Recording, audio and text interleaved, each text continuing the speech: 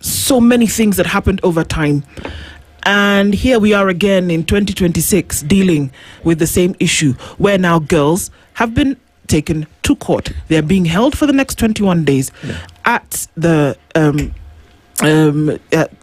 children's center, whatever this is called. They're now being remanded. They're being remanded now, right, in Naivasha. But the question is that there's investigations that are being done. Whilst that is happening, 12 schools officially have been reported to have closed because there was some kerfuffle overnight.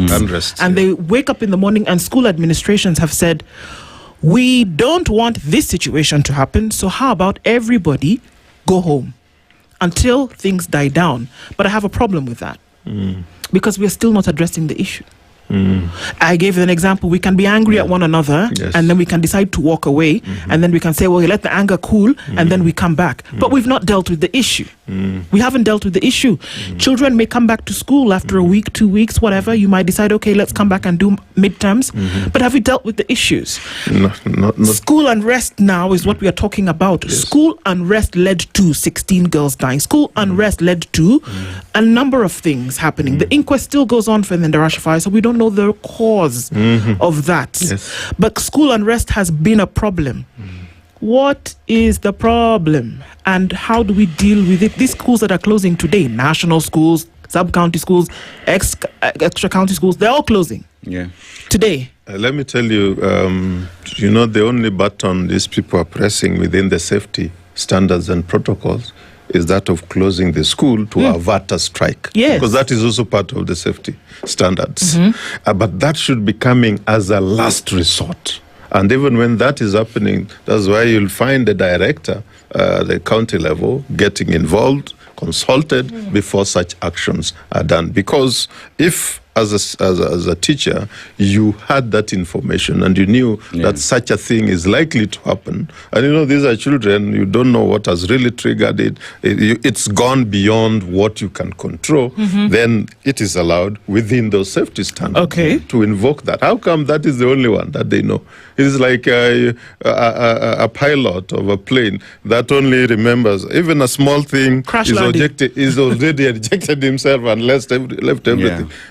That is not a good pilot. So back to where that question comes. Because when the Utumishi Academy, Utumishi Girls High School situation happened, of course, these children, let me tell you, they've had this information.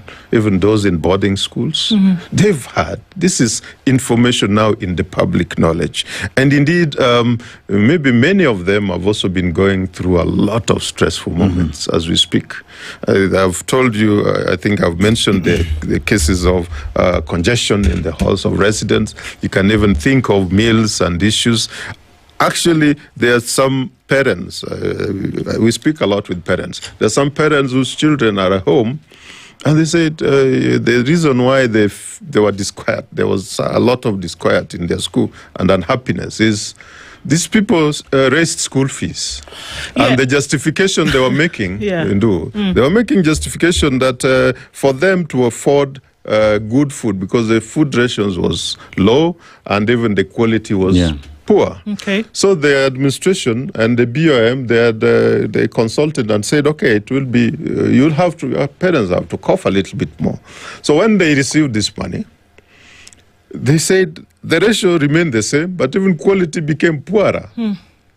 These are young ones. They are observing this.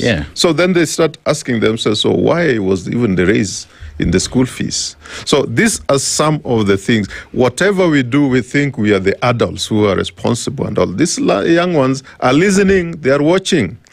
And also, these people are also listening and watching how our political leadership is misbehaving.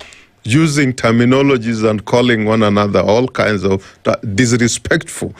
What makes you think that these young ones in school cannot attempt such, and they even become disrespectful to it's their a little bit order. more. It's a lot more than disrespectful, Boaz, because we saw if the CCTV footage is anything to go by, there was a deliberate attempt to take life. Look at what we saw, because I can understand if the quality of food is poor, but that's why we're saying we're dealing with layers of issues here, because these girls, like you say, they knew that there was no escape. There was no escape for these girls where they lit this fire. The information that is there, I think first the CCTV thing, we've been in contestation on that, because, digital surveillance has got also its rules and protocols. Among those include the fact that you cannot install them in the bedrooms and dormitories, particularly those for the girls and boys, those are their bedrooms. Two,